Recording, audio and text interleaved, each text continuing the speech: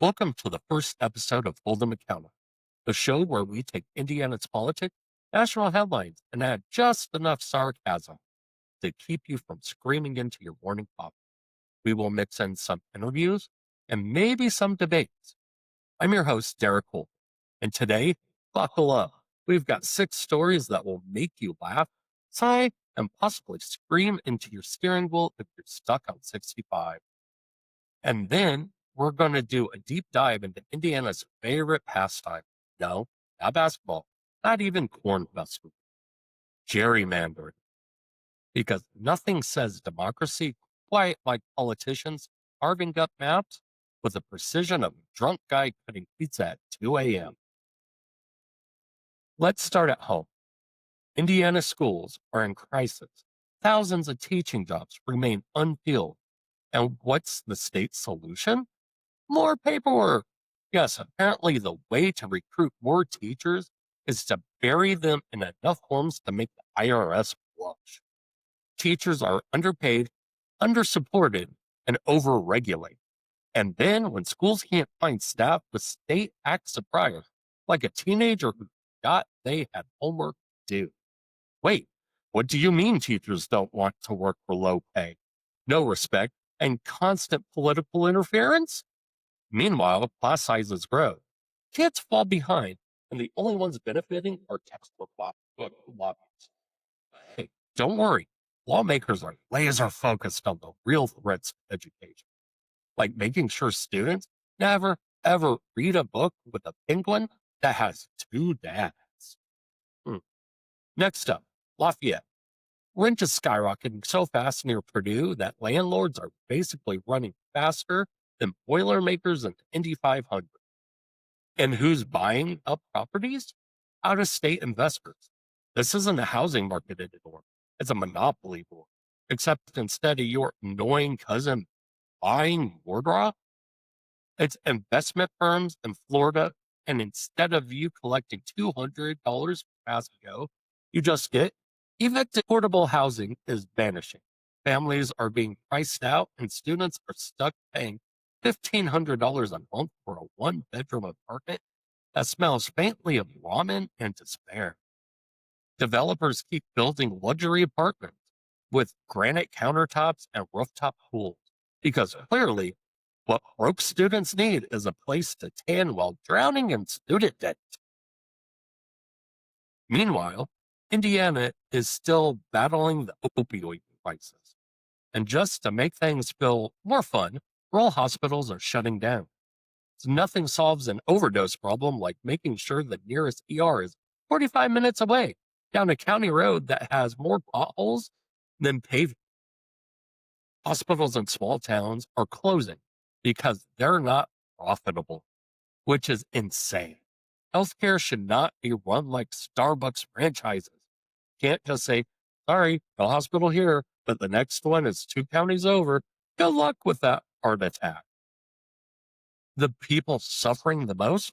Rural Hoosiers, who already face higher overdose rates and fewer treatment options because, don't worry, state leaders have promised to study the issue, which in politics usually means nothing will happen until another election cycle. Now let's jump. National Congress is once again debating a TikTok ban. Because obviously the biggest threat to democracy isn't insurrection, corruption, or climate change.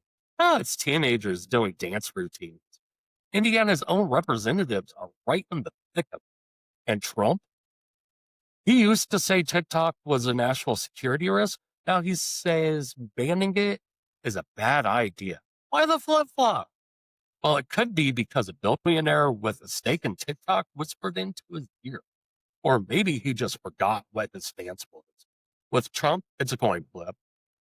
Look, yes, China owning your data is concerning. But let's be honest. Facebook, Instagram, and basically every other app are already selling your data to advertisers like it's on clearance at a Black Friday sale. So banning TikTok isn't solving privacy. It's just picking up on the app that makes Congress feel old. And speaking of old, the Supreme Court is back in the spotlight ethics scandals. Clarence Thomas once again forgot to report billionaire funded vacation. Private jets, the works. Totally relatable. I mean, who amongst us hasn't accidentally left off a trip to Bali on Jeff Bezos' rocket yacht from our taxes? Justice Alito has his own ties to wealthy donors. At this point, the court isn't a judicial body, it's basically a luxury travel club with gavels. The kicker? There are no binding ethics rules for Supreme Court justices. None. Which means that people with lifetime appointments deciding the fate of our country are operating on the honor system. And judging by their track record, that is about as reliable as a gas station sushi buffet. Finally, let's talk about student debt. The Trump administration is pushing to end all relief, while supporters keep shouting, "It's not fair! Pay your fair share!" The fair share? Students borrowed $20,000, and now they owe $60,000 thanks to interest rates that make the payday loan look generous. That's not character building, that's financial water. This hits the economy hard. Thousands of grads walk off campus straight into decades of debt. Imagine starting your life already owing more money than the GDP of a small country. Relief wouldn't just help students, it would lift the entire local economy. But instead of fixing it, Congress is busy arguing over TikTok dances. Right? Priorities. Okay, time for our main story, Indiana gerrymandering. Now, what is gerrymandering? It's when politicians draw district maps so crooked they make spaghetti look straight. In Indiana, we're basically the Picasso jury. Take my district, the Fort. It stretches from just south of the region in Jasper, Newton, and Benton County, all of students and working class families, all the way into wealthy Indianapolis suburbs and down to rural Morgan County. Why? Because if you cram Purdue students in with suburban Republicans and farmers, you cancel out their votes. Less about geography, more about voter suppression geometry. In 2021, the GOP supermajority redrew the maps.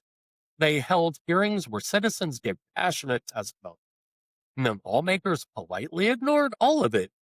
New maps passed anyway, locking in their advantage until 2031. And here's the result.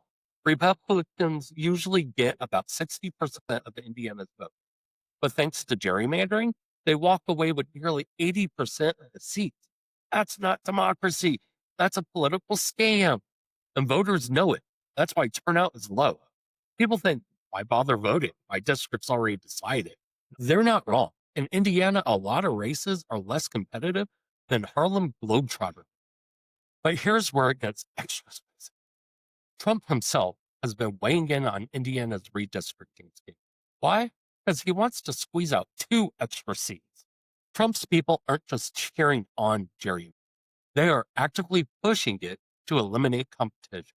It's like stacking the deck at poker and then bragging about your winning hand. Indiana may not get as much national attention as North Carolina or Wisconsin, but our maps are just as bad. And courts usually shrug and say, it's up to the legislature, which is like catching someone stealing your car and say, well, it's really up to him to give it back. So where does that leave us? We need reform, independent redistricting commissions, transparency, maps that actually reflect communities, not political careers. Because right now, Indiana's maps look less like districts and more like a toddler trying to cut out dinosaurs with safety scissors. But here's the thing. Even in gerrymandered districts, your vote still matters. Few percentage points can turn a safe district into a panic attack for incumbents. And that's what really scares the people drawing this crooked line. So yes, the system is rigged, but showing up anyway, that's the one thing they can't gerrymander out of existence. And that's our show.